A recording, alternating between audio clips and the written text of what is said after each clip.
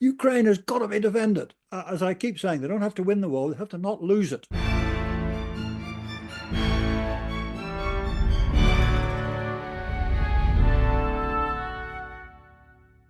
Hello, a quick bonus episode and a discussion on Ukraine with Gordon Corrigan for you, as I was keen to get his thoughts in light of his successful Substack writing, and to follow on from Saturday's episode.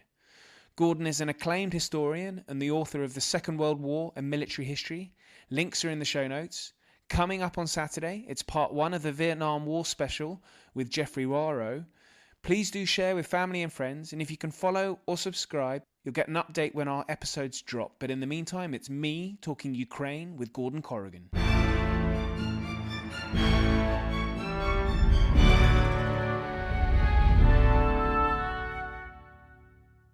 Gordon, welcome back to the podcast. A great pleasure to have you on. Thank you very much for joining. Not at all. It's very good to be back again. Yes, indeed. And I wanted to get you on because, and for listeners, they will have had an episode on Saturday, and now I'm speaking to Gordon on Tuesday with the intention of getting this out for the next day, because we're talking about Ukraine. Everything moves so quickly. As far as I know now, America has abandoned its allies, and that's not changed for now. The economy's tanking. Are we headed to World War III? I don't know.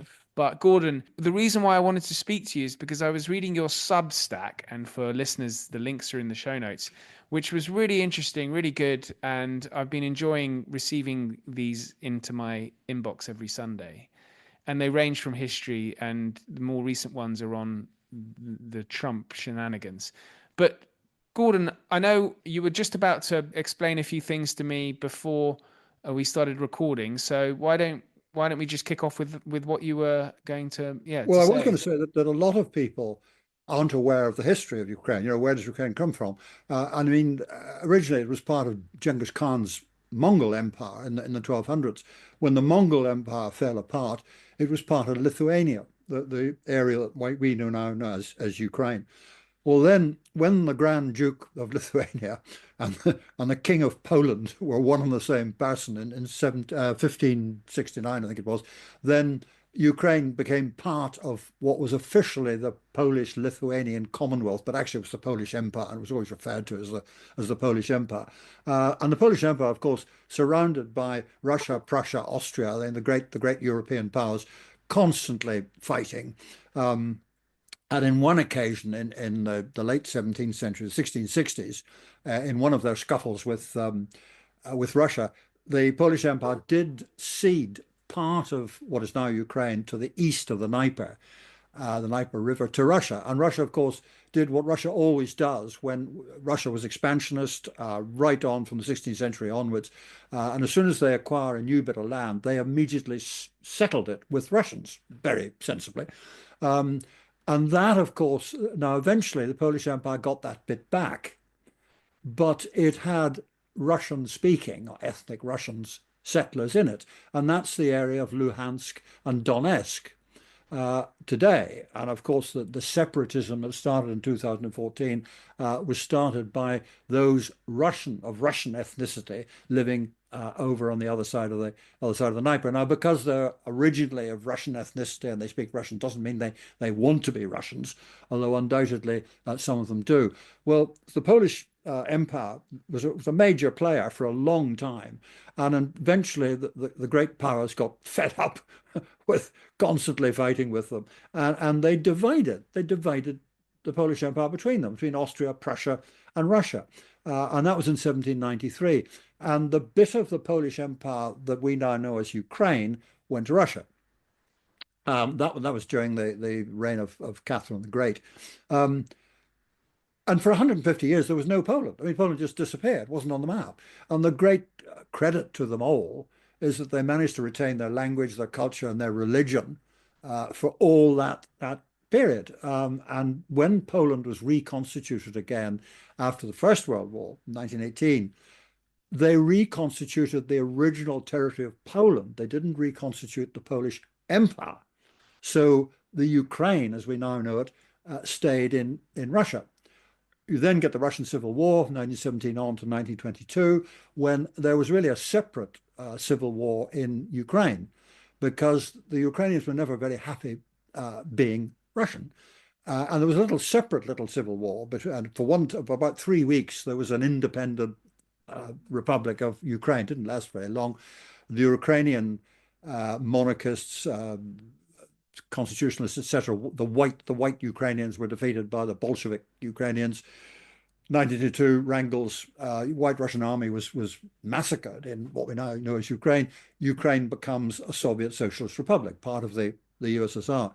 Second World War, in come the Germans. They're greeted as liberators. There's a lot of collaboration between the Ukrainians and the Germans because they didn't like being the Russians.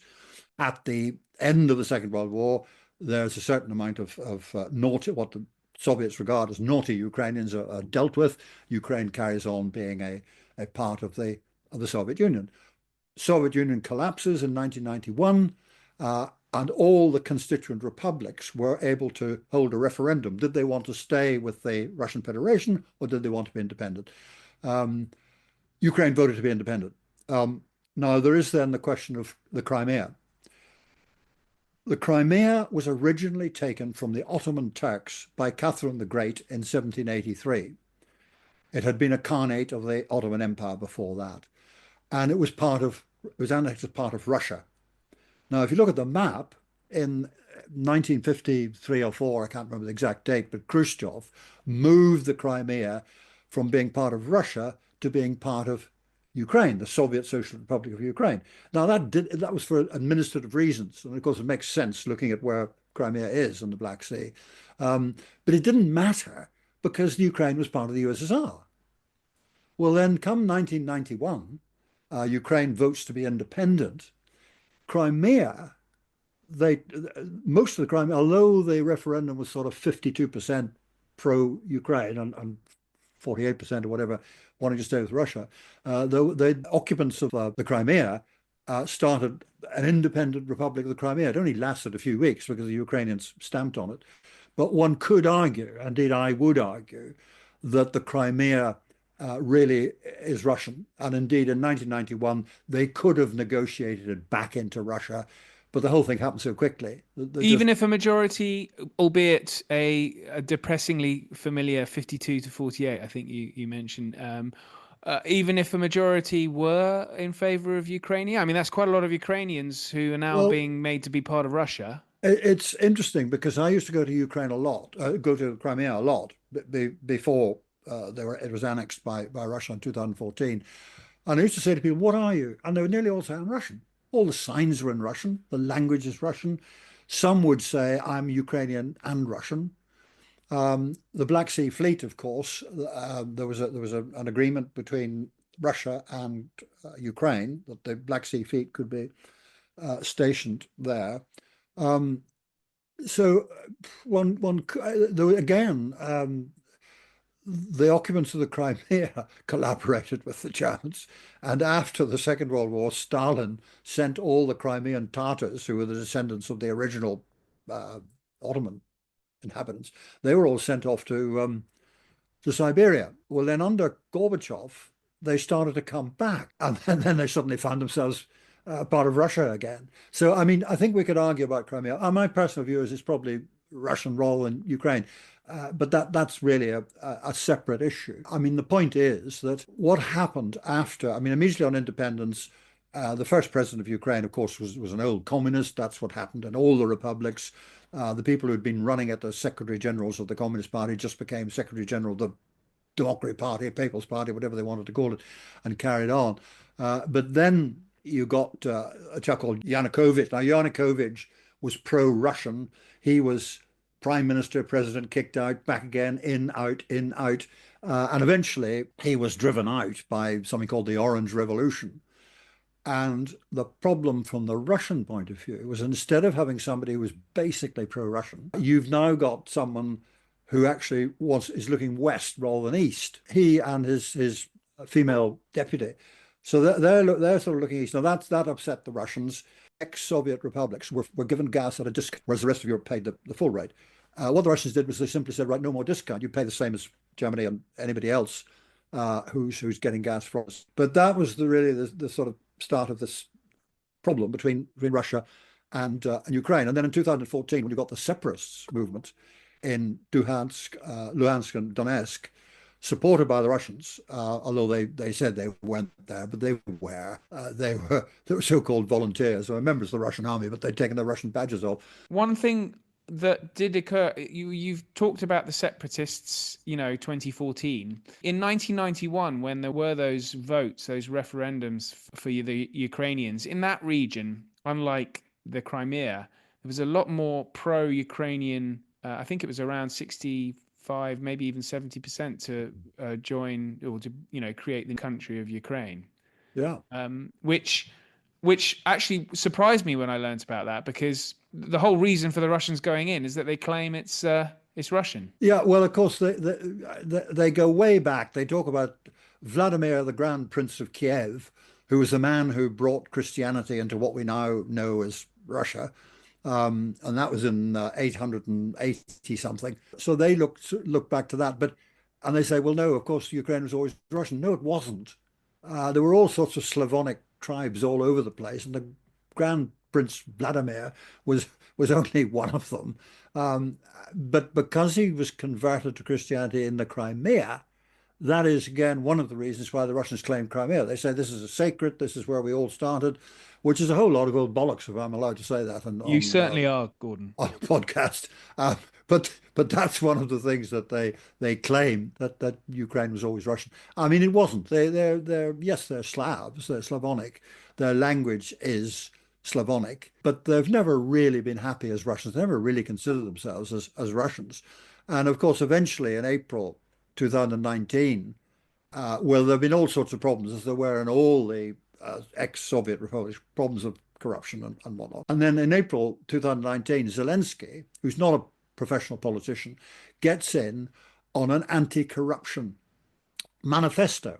And he gets in with, I can't remember what the votes were, but it was the first time since independence that one party had got an overall majority in parliament. Previous parties have been in coalition. For the first time, Zelensky's party has an overall majority. And they do start to sort things out.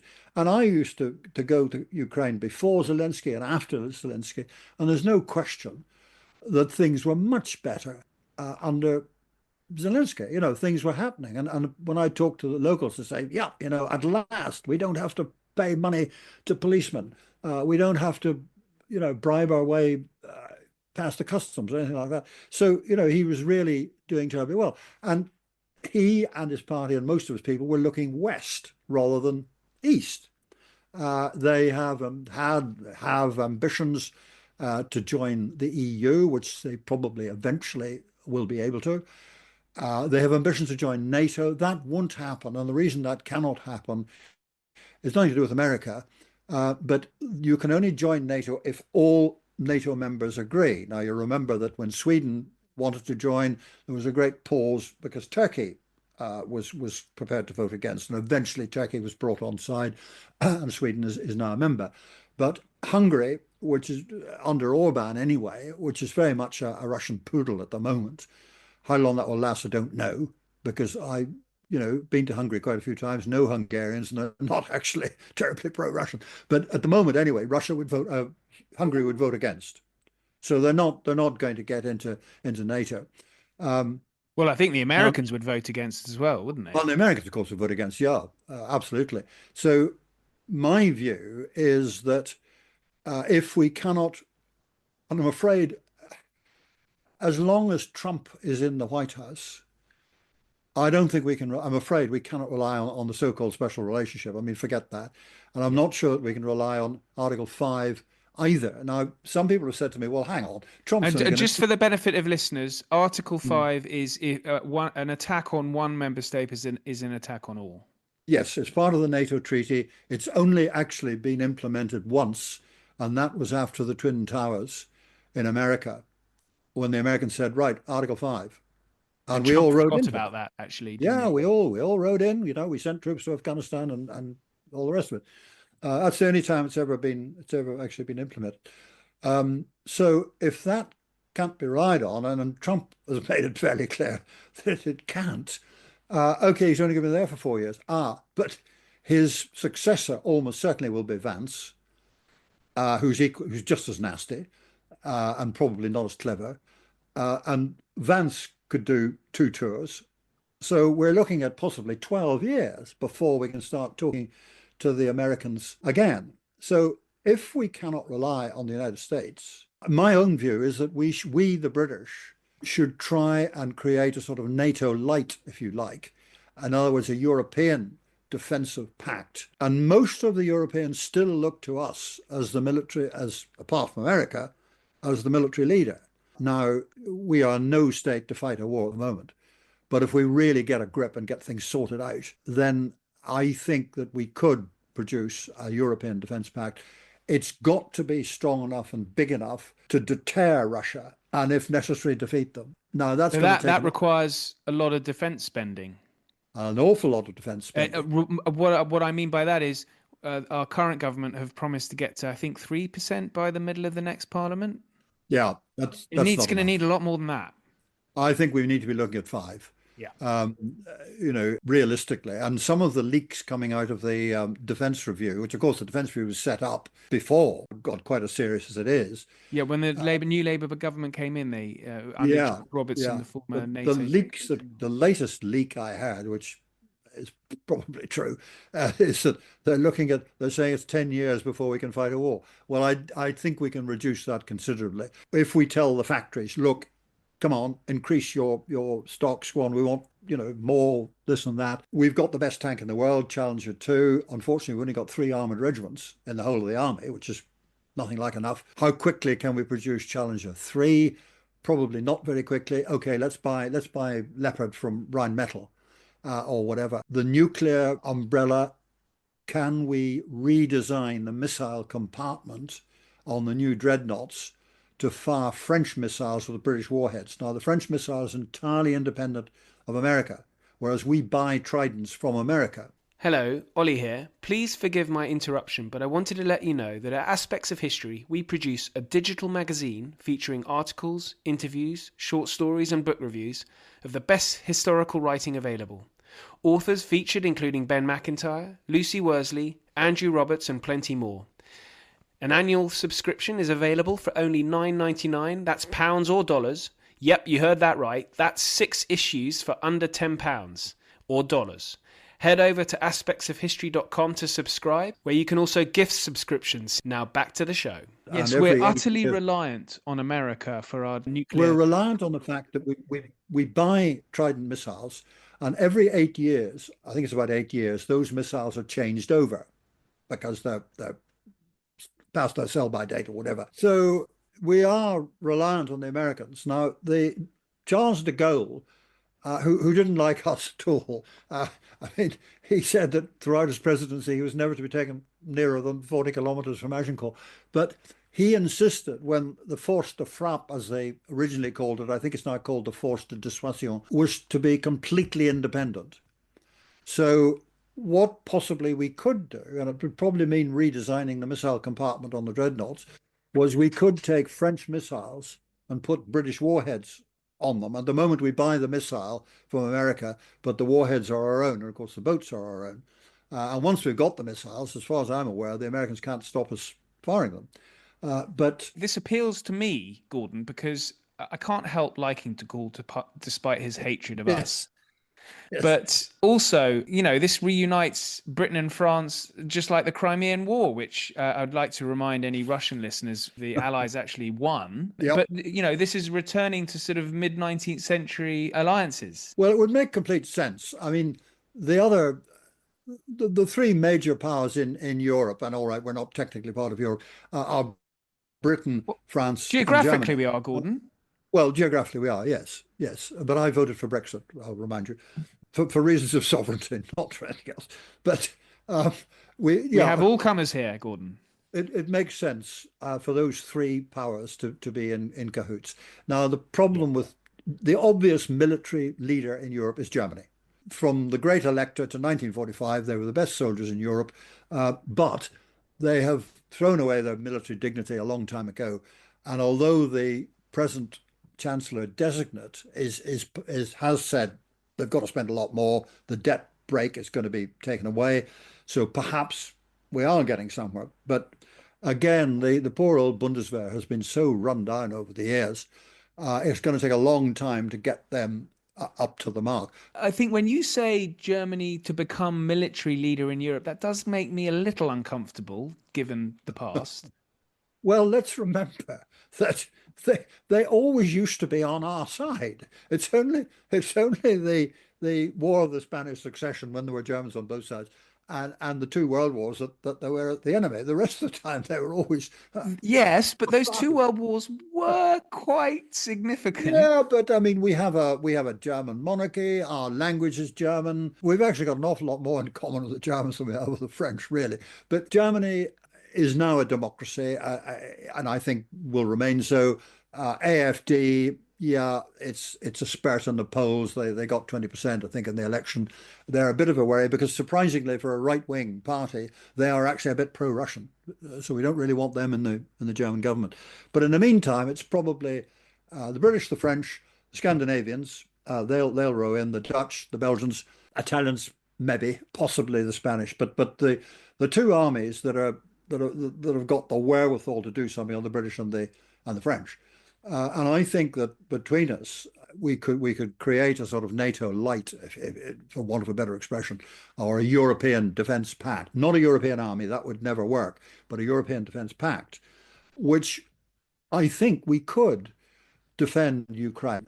It won't be easy, and it will be very expensive. But I do believe we have to do it because if Russia wins in Ukraine or there's a temporary peace, that just gives the Russians time to build more tanks, sort out the army, realize the cock-ups they made and put them right before they come back again. And they'll come back again either to take the whole of Ukraine or what they haven't got, or probably Moldova would be the next one, and then probably the Baltic states. I mean, they've never really accepted that the Baltic states is independent. They broke away from Russia during the First World War and remained independent, annexed again in 1940 as part of Russia. Finland, of course, became part of the Russian Empire after the Napoleonic Wars. And again, they've never really accepted that. And Putin, certainly, he's not trying to recreate the USSR, but I think he is possibly trying to recreate the old Tsarist empire. They'll certainly have a go at that. So we've got Ukraine has got to be defended. As I keep saying, they don't have to win the war; they have to not lose it. Yeah. Because if they do, let's not kid ourselves. In the worst case, from the British point of view, in the worst case, it's either a humiliating climb down, forget any influence we ever had, or a defeat, a military defeat, and Russians having victory parades down Whitehall. And I know that sounds frightfully exaggeration, but we've really, I think now, fortunately, I think people are realizing that we have got to step up. We have got to produce armed forces that are capable of fighting a conventional war. That all the hollowing out and all the nonsense about the peace dividend and everything else, that's gone. We've got to really sort things out with Europe. I don't think we can rely, I'm afraid, on America. It might be another 12 years before we can really talk to somebody sensible in America again. I hope I'm wrong. But I think you're right, because in 12 years' time, let's assume there's all of a sudden some kind of Atlanticist president. 12 years would have passed when, defense thinking would have changed. So, yeah, the goalposts would have changed. Looking at our defense spending, at the moment we're arguing about 0.2% here, being taken from other departments. But that's not really going to cut it. As you said, it needs to get to 5%. I was looking at our defense GDP as a share of GDP. And since I think even sort of 88, 89 were around 2.2, 2.4. I mean, so we're going to have to spend money on defense that we haven't seen since the sort of 60s, where it was much higher. Yeah. Yep. I mean, when I joined the army, it was 9%. And even at the end of the Cold War, we were still spending four and a bit. I know the government's terribly reluctant. All political parties are reluctant to raise income tax because they get into power by bribing an ignorant and greedy electorate who want instant gratification and are only interested in things that affect them directly. But 2% on income tax, I am quite prepared to spend 2% on income tax, on my income tax. That would raise something like 20 billion. So that would be a start. Sort out the welfare, sort that out. Get rid of a lot of the sort of woke nonsense. We can find the money, but we've got to say, look, it's yeah, okay, you've taken a bit from foreign aid, soft power, may or may not be a good thing. Depends what's being spent on. But you can't just do it by taking a little bit here, a little bit there. You've got to bite the bullet. And I'm afraid it's extra taxes. It has to be. Right. Okay. So, Gordon, on your Substack, most recently, you were fielding a few of the questions. So I thought we could spend the sort of last 10 minutes here. Could you just sort of run through the sort of questions you get from your readers, which might be occurring to some of the listeners? Well, I mean, quite a few. They're not all unbalanced. I mean, a lot of Well, the just before Gordon, aspects of history listeners, perhaps there's crossover, but they're very educated, enlightened, and sensible people. yeah, certainly they are. The comeback from Europe and the UK is largely supportive. Some of the comeback from America is supportive. Others are saying, well, hang on, you've been taking our money for years and years and years. Why should we be paying for your defense? They're absolutely right. And I've always said that on many forums for many years. So we agree there. They are, and I suspect this is possibly Breitbart, which is a news agency that's widely looked at in America. And they tend to take something, a kernel of truth, and then build a sort of conspiracy theory around it. Because I've been told that Zelensky is passionately corrupt, that he has a large mansion in somewhere in Florida, that he's got loads of money tucked away in dodgy banks in the Caribbean. That simply isn't true. If it was true, it would have been very quickly found out by our own agencies, and that's nonsense. They don't even, many of them, now whether they have watched the whole interview or not, I'm not sure. I don't think that anyone could say that Trump and Vance behaved properly to Zelensky. It was an ambush, wasn't it? It was appalling. It was absolutely appalling. I mean, bad manners are apart from anything else. Yeah. And where Zelensky possibly, I would have advised him always have an interpreter, Yes. because that gives you time to think.